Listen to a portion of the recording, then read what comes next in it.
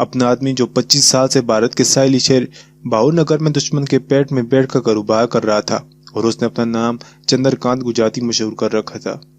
اس کے بارے میں عمران اور جبران کو بھی پوری طور پر بریف کر دیا گیا تھا، یعنی اس کی فوٹو بھی پاکستان میں انہیں دکھا دی گئی تھی، اور اس کا اصلی اسلامی نام ہی بتا دیا گیا تھا، اور یہ بھی بتا دیا گیا تھا کہ وہ صوبہ پنجاب کے دارالحکومت لاہور کا باشندہ ہے، اور اس کا کوڈ نام شاہ جی رکھا گیا ہے۔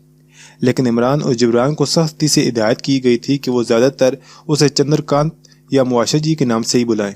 پاکستان کا یہ گمنام محب وطن جان باز، جس کا کوڈ نام شاہ جی اور بھارت میں جس کا نام چندرکانت تھا، 1971 کی جنگ کے فوراً بعد گجرات کاٹھیاواڑ کے مشہور شہر احمد آباد اسمگل کر دیا گیا تھا۔ وہاں اس نے گجراتی زبان پر عبور حاصل کیا۔ اس کے بعد ایک سوچی سمجھی اسکیم کے تحت بھاؤنگر کے بندرگاہی شہر میں آ گیا، اور اس مقام پر جہاں اندر کی طرف آیا وہ سمندر ختم ہوتا تھا، اور جہاں کھاڑی کے ایک ممنوع علاقے میں انڈین نیوی کی جنگی اور تیائی برادرز جہاز وکرانت، میسورا اور رنجیت ابدوش شکن فریگیٹ جہازوں کی حفاظت میں لنگر انداز ہوتے تھے، بندرگاہ کے عقب کے ایک مارکیٹ میں اپنا چھوٹا سا کاروبار شروع کر دیا۔ ہم اس کاروبار کی نوعیت آپ کو نہیں بتائیں گے، یوں سمجھ لیں کہ یہ ایک عام قسم کا کاروبار تھا جس کی شاہ جی عرف چندرکانت کو خاص طور پر ٹریننگ دی گئی تھی۔ ایک دکان میں اس نے اپنا چھوٹا سا دفتر بنا لیا۔ دکان کے اوپر ایک چوبارہ تھا جس میں رہائش اختیار کر لی۔ اس نے یہ ظاہر کیا کہ اس کے ماتا پتا بمبئی میں رہتے تھے، وہ گجراتی تھے اور سورت کے رہنے والے تھے۔ وہ بمبئی میں پیدا ہوا، پھر ماتا پتا کے ساتھ سورت آ گیا۔ ابھی 10 برس کا تھا کہ ماتا پتا سرگباش ہو گئے، یعنی مر گئے۔ ایک رشتہ دار نے اسے پڑھایا لکھایا۔ وہ بڑا ہوا تو بمبئی واپس چلا گیا اور اپنا آبائی کام کرنے لگا۔ وہاں کاروبار نہ چلا تو بھاؤنگر میں آ گیا، جہاں اس کا کاروبار تھوڑا جم گیا۔ وہ ایک خاص مشن لے کر بھاؤنگر آیا تھا۔ اس کا کام ابنائی کی کھاڑی میں انڈین نیوی کی طیارہ بردار اور جنگی جہازوں کی نقل و حرکت پر نگاہ رکھنی اور ان کی خفیہ اڈوں کا سراغ لگانا تھا۔ جب وہ بھاؤنگر میں آیا تھا تو انڈیا کے پاس کوئی طیارہ بردار جہاز نہیں تھا، صرف جنگی جہاز تھے۔ پھر انڈیا نے ایک طیارہ بردار جہاز تیار کر لیا جس پر 80 طیارے اترتے اور چڑھتے تھے۔ انڈین نیوی نے سن 65 کی جنگ میں ناکامی کے بعد اپنی جنگی جہازوں اور آبدوش شکن تباہ کن جہازوں میں بہت اضافہ کر لیا تھا۔ اس وقت انڈین نیوی کے پاس ایک طیارہ بردار بیری جہاز، 7 بارودی سرنگیں صاف کرنے والے جہاز، 50 آبدوش شکن فریگیٹ اور تقریباً نصف درجن بڑے جنگی جہاز تھے، جن کی نمائش جنگی مشقوں میں انڈین نیوی کی طرف سے ہوتی رہتی تھی۔ متفرق جنگی جہاز 20 تھے اور 3 فلیٹ ٹینکر تھے۔ مارچ 1975 میں انڈین نیوی نے پاکستان کو فرضی نشانہ بنا کر بمبئی اور کوچین کے ساحلوں سے دور جنگی مشقیں بھی کی تھیں۔ شاہ جی عرف چندرکانت گجراتی انڈین نیوی کی بحری قوت اور اس کی جنگی جہازوں کی نقل و حرکت کی پوری رپورٹ تیار کر کے خفیہ نقطوں کی زبان میں لکھ کر پاکستان برابر بھیجتا رہتا تھا۔ یہ کام اسے انتہائی خفیہ طریقے اور بڑے احتیاط سے کرنا پڑتا تھا۔ یہ اس قدر خطرناک کام تھا کہ ذرا سی غفلت اسے انڈین نیوی کی فائرنگ اسکواڈ کے سامنے کھڑا کر سکتی تھی اور اس کا جسم گولیوں سے چھلنی ہو سکتا تھا، لیکن وہ یہ کام رضاکارانہ طور پر وطن پاک کی محبت، اس کی سالمیت اور اس کے استحکام کے لیے کر رہا تھا، کیونکہ اسے معلوم ہو گیا تھا کہ بھارت کی ہندو حکومت نے پاکستان کے وجود کو ابھی تک دل سے تسلیم نہیں کیا اور وہ اسے ختم کرنے کی ناپاک عزائم رکھتی ہے۔ شاہ جی عرف چندرکانت گجراتی کا اپنے حلقے میں بڑا اثر و رسوخ تھا۔ اس نے اپنے آپ کو جین مت کا پیروکار ظاہر کیا ہوا تھا۔ وہ جانوروں کے اسپتال کے لیے ہر ماہ ایک خاص رقم بطور چندہ دیتا تھا۔ جین مندر میں جا کر پوجا پاٹ بھی کرتا تھا۔ ماتھے پر جینیوں کا سفید تلک ہر وقت لگائے رکھتا تھا۔ کسی نشے کو کبھی ہاتھ نہیں لگایا تھا۔ اس نے شادی نہیں کی تھی۔ اسے خطرہ تھا کہ اگر اس نے شادی کی تو ظاہر ہے کسی ہندو عورت سے ہی شادی کرے گا اور یوں اس کے مسلمان ہونے کا راز فاش ہو جائے گا۔ اس نے مشہور کر رکھا تھا کہ میں جینی مہاتما وردھانند جی کی نقش قدم پر چلتے ہوئے ساری عمر برہمچاری رہوں گا اور شادی نہیں کروں گا۔ محلے میں لوگ اس کی بڑی عزت کرتے تھے۔ ہندوؤں میں بیٹھ کر وہ اکثر پاکستان کے خلاف بولا کرتا تھا اور کہا کرتا تھا کہ میں بھارت ماتا کے اس ٹکڑے کو جو اس سے جدا کر دیا گیا ہے پھر سے جوڑنا ہے۔ سیاست میں وہ صرف دیش بھکت تھا اور کسی خاص سیاسی جماعت سے منسلک نہیں تھا۔ نہ وہ گوشت کھاتا تھا، نہ سگریٹ شراب پیتا تھا۔ اس طرح اس نے سرکاری حلقوں میں بھی ایک خاص سطح پر کافی اثر و رسوخ پیدا کر لیا ہوا تھا۔ عرف چندرکانت گجراتی کا یہ تعارف بڑا ضروری تھا کیونکہ ہمارے دونوں کمانڈوز عمران اور جبران اسی کے پاس جا رہے تھے اور اسی نے انہیں آگے ان کے مشن کے سلسلے میں گائیڈ کرنا تھا۔ اب ہم واپس اپنے جان بازوں کے پاس آتے ہیں جو اپنے گائیڈ کی رہنمائی میں بھاؤنگر کی کھاڑی سے کافی پیچھے رات کی تاریکی میں ساحل پر اتر چکے ہیں۔ ساحل سے اترنے سے پہلے انہوں نے کشتی کے خفیہ خانے میں سے اپنے آٹومیٹک پستول نکال کر لباس کے اندر چھپا لیے تھے۔ ہندوستان میں ابھی برسات کا سیزن شروع نہیں ہوا تھا۔ پاکستان میں سردیوں کا موسم تھا، لیکن گجرات کاٹھیاواڑ کے علاقے میں صرف رات کو ٹھنڈ ہو جاتی تھی۔ گائیڈ نے بتایا کہ دن کے وقت یہاں گرمی ہوتی ہے اور سمندر کے قریب جو علاقے ہیں وہاں حبس بھی ہو جاتا ہے۔ گائیڈ 2 قدم آگے چل رہا تھا۔ اندھیرے میں ایک طرف کئی جھونپڑیاں تھیں۔ یہ ماہی گیروں کی جھونپڑیاں تھیں۔ یہ لوگ ان جھونپڑیوں سے کچھ فاصلے پر ہو کر گزر گئے۔ کھاڑی والی بندرگاہ اور کھاڑی کے سمندر میں کھڑے 1-2 جہازوں کی روشنیاں نظروں سے اوجھل ہو گئی تھیں اور اب بھاؤ نگر شہر کی روشنی نظر آنے لگی تھی۔ یہ روشنی کافی دوری پر دائیں جانب تھیں۔ گائیڈ ان روشنی کی طرف بڑھ رہا تھا۔ تاڑی کے ستونوں ایسے اونچے درختوں کے درمیان ایک جھونپڑے کے پاس آ کر ہمارا گائیڈ رک گیا۔ کہنے لگا، آدھی رات کے بعد شہر میں جانا ٹھیک نہیں۔ یہ حساس علاقہ ہے۔ رات کے وقت پولیس گشت پر ہوتی ہے۔ تھوڑی سی رات رہ گئی ہے، یہاں آرام کرتے ہیں۔ دن چڑھے گا تو شہر کا رخ کریں گے۔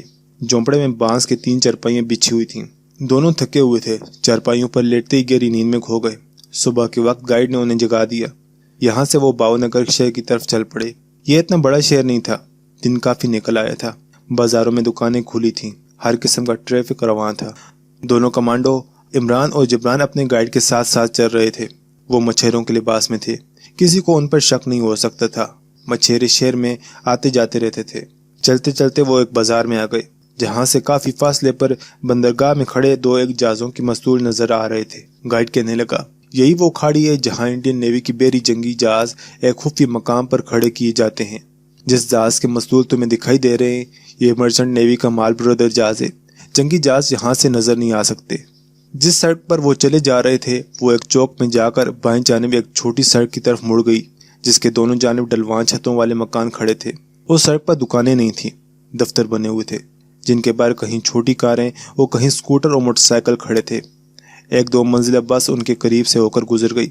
اسی سڑک پر ہمارے آدمی شاہ جی عرف چندر کانت گجراتی نے ایک آفس کھول رکھا تھا۔ یہ آفس ایک لمبی دکان کی شکل میں تھا۔ پیچھے ہارڈ بورڈ کی دیواریں کھڑی کر کے پارٹیشن کی ہوئی تھی۔ آگے آمنے سامنے 6-7 بیت کی پرانی کرسیاں اور ایک چھوٹی میز پڑی تھی۔ دیوار پر جین مت کی بانی وردنا کی فریم کی ہوئی تصویر لگی تھی، جس کے نیچے کارنس پر پھول پڑے تھے اور لوبان سو لگ رہا تھا۔ شاہ جی عرف چندر کانت گجراتی پارٹیشن کے اندر میز کرسی لگائے بیٹھا ایک رجسٹر دیکھ رہا تھا۔ اس کے پاس ایک ادھیڑ عمر کانگریسی ٹوپی والا منشی جھک کر کھڑا تھا۔ گائیڈ دونوں کو لے کر کمرے میں داخل ہوا تو گائیڈ کے ساتھ دونوں کمانڈو عمران اور جبران نے بھی ہاتھ جوڑ کر گجراتی زبان میں پرنام کیا۔ چندر کانت گجراتی نے گائیڈ کی طرف دیکھ کر گجراتی میں کہا، اس دفعہ تمہاری مچھلیوں کی سپلائی ٹھیک نہیں تھی۔ اگر اس طرح کا مال سپلائی کرو گے تو مجھے تمہارے ٹھیکہ کینسل کرنا پڑے گا۔ عمران اور جبران غور سے شاہ جی عرف چندر کانت گجراتی کو دیکھ رہے تھے۔ ان کی عمر 50 کے قریب ہوگی۔ سر درمیان سے گنجا تھا۔ چھوٹی چھوٹی مونچھوں اور سر کے بال سفید ہونے شروع ہو گئے تھے۔ اس نے کھدر کا کرتا پاجامہ پہن رکھا تھا۔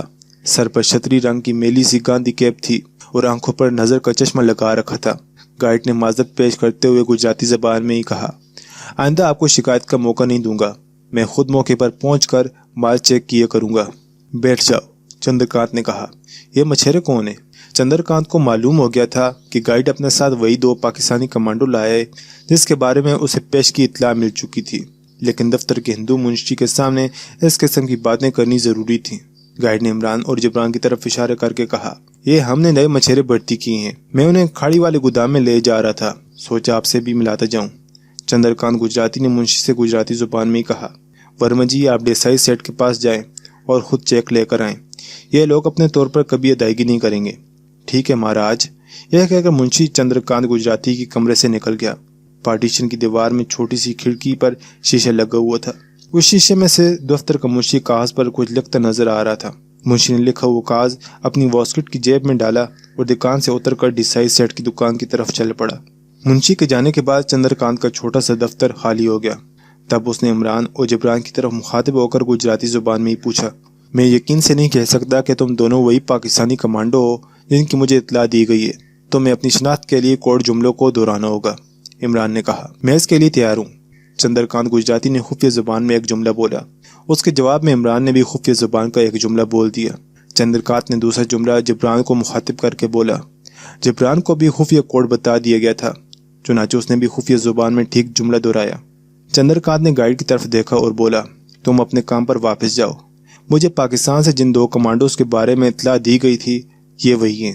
اس کی تصدیق ہو گئی ہے۔ عمران اور جبران نے بھی تصدیق کر لی تھی کہ یہ وہی چندر کانت گجراتی ہے جو حقیقت میں مسلمان پاکستانی جاسوس ہے اور ایسے 25 سال سے دشمن کے مورچے میں بیٹھا اپنی ڈیوٹی ادا کر رہا ہے، اور جس کی فوٹو پاکستان سے روانہ ہوتے وقت ان دونوں کو دکھا دی گئی تھی۔ گائیڈ نے کمانڈو عمران اور جبران سے ہاتھ ملایا اور وہاں سے رخصت ہو گیا۔ اس کے جانے کے بعد لمبی دکان میں بنا ہوا شاہ جی اور چندر کانت کا دفتر بالکل خالی ہو گیا۔ اب وہاں ان تینوں کے سوا چوتھا کوئی نہیں تھا۔ چندر کانت نے پنجابی میں دونوں سے پوچھا، راستے میں کوئی گڑبڑ تو نہیں ہوئی؟ عمران نے نفی سے سر ہلاتے ہوئے پنجابی زبان میں جواب دیا، جب اب 2 ہمیں سمندر پر نکالنے کے لیے پانی سے باہر آئی تھی تو اس وقت ضرور خطرہ تھا کہ کہیں دشمن کا دوار کا ریڈار اسٹیشن ہمیں دیکھ نہ لے، لیکن ہمیں کسی نے نہیں دیکھا۔ شاہ جی عرف چندر کانت نے پنجابی میں عمران سے کہا، اب تمہارا کیا پروگرام ہے؟ عمران نے کہا، ہمارے بارے میں تمہیں رپورٹ مل چکی ہوگی کہ ہمارا کیا پروگرام ہے۔ چندر کانت کہنے لگا، میں تمہاری زبان سے سننا چاہتا ہوں۔ کمانڈو عمران بولا، ہمارے مشن کا خفیہ نام مشن یو بوٹ 29 رکھا گیا ہے، یعنی مشن ابدوس 29، یہ مجھے معلوم ہے۔ چندر کانت یعنی شاہ جی نے اپنی اینک کے شیشے رومال سے صاف کرتے ہوئے کہا، میں تم سے یہ معلوم کرنا چاہتا ہوں کہ تم میں سے آگے کون جائے گا اور یہاں کون رہے گا؟ عمران نے کمانڈو جبران کی طرف اشارہ کیا اور کہا، کمانڈو جبران یہیں پیچھے رہے گا، میں یعنی کمانڈو عمران آگے جاؤں گا۔ شاہ جی عرف چندر کانت گجراتی نے اینک آنکھوں پر لگائی، میلا سر رومال واسکٹ کی جیب میں ڈالا اور کہا، کیا تمہیں اس حقیقت کا احساس ہے کہ تمہیں اس قدر اہم اور اس قدر خطرناک مشن پر بھیجا گیا ہے؟ کمانڈو جبران نے پنجابی زبان میں جواب دیا، شاہ جی ہم اپنے وطن پاکستان کی عزت و ناموس اور استحکام کی خاطر اپنی جان کی بازی لگا کر دشمن کے ملک میں آئے ہیں۔ موت ہماری جیب میں ہے، وہ کسی بھی جگہ کسی بھی موڑ پر ہمیں دبوچ سکتی ہے، لیکن ہم یہ عہد کر کے آئیں کہ اپنا مشن مکمل کیے بغیر نہیں مریں گے۔ شاہ جی عرف چندر کانت کا چہرہ سنجیدہ تھا۔ عمران نے کمانڈو جبران کے حب الوطنی کے جذبے کی تائید کرتے ہوئے کہا، ہم طارق بن زیاد کی طرح اپنی ساری کشتیاں جلا کر دشمن کی مورچوں میں آئے ہیں۔ ہم اس وقت تک پیچھے نہیں جائیں گے جب تک ہمارا مشن کامیابی سے مکمل نہیں ہو جاتا۔ شاہ جی عرف چندر کانت کے چہرے پر بدستور سنجیدگی چھائی رہی۔ عمران سوچنے لگا کہ یہ شخص واقعی بڑا متحمل مزاج آدمی ہے۔ یوں ہی 25 سال سے دشمن کی پیٹ میں بیٹھا وطن پاک کے لیے خطرناک ترین جاسوسی نہیں کر رہا۔ اس آدمی کو ایسے ہی ٹھنڈے مزاج کا سنجیدہ آدمی ہونا چاہیے تھا۔ اب چندر کانت عمران کی طرف متوجہ ہوا اور کہنے لگا، تم جب یہاں سے آگے اپنے مشن پر روانہ ہو جاؤ گے تو یہ بات ہمیشہ یاد رکھنا کہ تمہارا میرے ساتھ کسی قسم کا خفیہ پیغام رسانی کا کوئی رابطہ نہیں رہے گا۔ میں اپنے پاس خفیہ پیغام رسانی کے لیے وائرلیس یا ریڈیو ٹرانسمیٹر رکھنے کا خطرہ مول نہیں لے سکتا۔ یاد رکھو، ایک کمانڈو جاسوس کی سب سے بڑی کمزوری اس کا خفیہ ٹرانسمیٹر ہوتا ہے، جس پر وہ خفیہ کوڈ زبان میں اپنے ملک کو ریڈیو سگنل بھیجتا ہے۔ یہ غلطی کبھی نہ کرنا۔ بھارت کا ملک کوئی دقیانوسی غیر ترقی یافتہ ملک نہیں ہے، یہ ایک جدید اور اعلیٰ ٹیکنالوجی والا ملک ہے، اور اب وہ ایٹمی طاقت بھی بن چکا ہے۔ اس کے لیے خاص طور پر حساس علاقے میں اجنبی سگنل پکڑنا اور یہ معلوم کرنا کہ یہ ریڈائی سگنل کہاں سے نشر ہو رہے ہیں کوئی مشکل کام نہیں ہے۔ کمانڈو عمران نے کہا، میں اس حقیقت سے بے خبر نہیں ہوں، لیکن آپ کو جب کوئی رپورٹ یا پیغام پاکستان بھیجنا ہوتا ہے تو آپ کون سا ذریعہ اور کون سا طریقہ استعمال کرتے ہیں؟ شاہ جی عرف چندر کانت ایک دو لمحے عمران کی طرف دیکھتا رہا، پھر اپنے سامنے رکھا ہوا رجسٹر بند کرتے ہوئے بولا، یہ میں تمہیں نہیں بتا سکتا، اور آئندہ اس قسم کا مکانہ سوال مجھ سے کرنا بھی نہیں۔ I am sorry. عمران نے فوراً معذرت پیش کر دی۔ شاہ جی عرف چندر کانت نے کمانڈو جبران سے مخاطب ہو کر کہا، تم میرے پاس رہو گے، لیکن میں تمہیں اپنے مکان پر نہیں رکھ سکتا۔ شہر سے باہر میرا ایک چھوٹا سا اسٹور ہے جہاں میرا سپلائی کا مال پڑا ہوتا ہے۔ اس اسٹور کے ساتھ ہی چوکیدار کے لیے ایک کوٹری بنی ہوئی ہے۔ اتفاق سے میرا پرانا چوکیدار شدید بیماری کی وجہ سے کام چھوڑ کر اپنے گاؤں جا چکا ہے۔ تم وہاں بطور نئے چوکیدار کے اسٹور کی حفاظت کرو گے اور رات کو کوٹری میں رہو گے۔ قریب ہی ایک کالونی ہے، وہاں چھوٹے چھوٹے ہوٹل بھی ہیں، وہاں تمہیں کھانے پینے کی ہر شے مل جائے گی۔ پھر وہ عمران سے مخاطب ہو کر کچھ کہنے لگا تو پارٹیشن کے شیشے کی کھڑکی میں سے دیکھ کر بولا، کوئی بات نہ کرنا۔ وہ اٹھ کر باہر چلا گیا۔ عمران اور جبران نے شیشے کی کھڑکی پر نگاہ ڈالی۔ ایک گروے کپڑے والا سادھو ٹائپ کا آدمی دکان میں داخل ہوا تھا۔ چندر کانت نے ہاتھ جوڑ کر اسے پرنام کیا اور گجراتی میں بولا، مہاراج میں آپ ہی کا انتظار کر رہا تھا، اور اس نے جیب سے کچھ سکے نکال کر سادھو کے ہاتھ میں تانبے کا جو پیالہ پکڑا ہوا تھا اس میں ڈالے اور ہاتھ باندھ کر کہا، مہاراج اسے سویکار کریں۔ سادھو نے ہاتھ اٹھا کر شاہ جی عرف چندر کانت کو آشیرواد دیا اور دکان سے نکل گیا۔ چندر کانت واپس آ کر بولا، آج منگلوار ہے، یہ لوگ تانبے کے پیالے میں تیل ڈال کر دکشنا لینے آتے ہیں۔ اس نے ایک نظر کھڑکی کے شیشے پر ڈالی، وہاں سے بازار میں گزرتے لوگ نظر آ رہے تھے۔ چندر کانت نے عمران کی طرف متوجہ ہو کر کہا، تم آج کی رات میرے آفس کے اوپر جو چھوٹا سا کمرہ ہے وہاں سو گے۔ कल सुबह सुबह तुम अपने मिशन पर रवाना हो जाओगे। इमरान ने पूछा, मुझे भारत के कौन से शहर जाना होगा? शाहजी उर्फ चंद्रकांत ने कहा, यह कल तुम्हें मालूम हो जाएगा, लेकिन इससे पहले तुम्हें ये हुलिया बदलना होगा। शाम को मैं तुम्हारे लिए कुछ कपड़े लाऊंगा, तुम वो पहन लेना। फिर उसने कमांडो जिब्रान से कहा, तुम यहीं बैठो, मैं इमरान को ऊपर छोड़ आता हूँ, उसके बाद तुम्हें स्टोर में ले जाऊंगा, नाश्ता तुम वहीं करोगे। कमांडो जिब्रान दफ्तर में ही बैठा रहा। शाहजी उर्फ चंद्रकांत इमरान को दफ्तर के ऊपर वाले कमरे में ले आया। छोटा सा कमरा कबाड़खाना बना हुआ था। कोने में एक चारपाई बिछी थी। उसने इमरान से कहा, मैं खुद तुम्हारे लिए नाश्ता लाता हूँ, तुम नीचे मत आना। कमांडो इमरान चारपाई पर बैठ गया। जीने के पास आकर उसने पलट कर इमरान की तरफ देखा और पूछा, तुम लोगों के पास कोई असला वगैरह भी है? इमरान ने कहा, एक ऑटोमेटिक पिस्तौल है और फालतू मैगजीन भी है। शाहजी ने कहा, उसे संभाल कर रखना, अगर मेरे दफ्तर में हंगामी सूरत हाल पैदा हो जाए तो उसे सामने वाली खिड़की में से बाहर बदरू में फेंक देना। क्या इससे पहले भी इस किस्म की सूरत हाल पैदा हुई है? कमांडो इमरान ने पूछा। शाहजी उर्फ चंद्रकांत कहने लगा, कभी नहीं, लेकिन तुम आए हो तो ऐसे हालात पैदा हो सकते हैं। यहाँ कदम कदम पर CID के आदमी फिर रहे हैं। दोस्तों, आज के लिए बस इतनी। इसी कहानी की अगली नशिस्त लेकर आपकी खिदमत में बहुत जल्द हाजिर होंगे। तब तक के लिए आप सब दोस्तों से इजाज़त चाहते हैं। अल्लाह हाफिज़।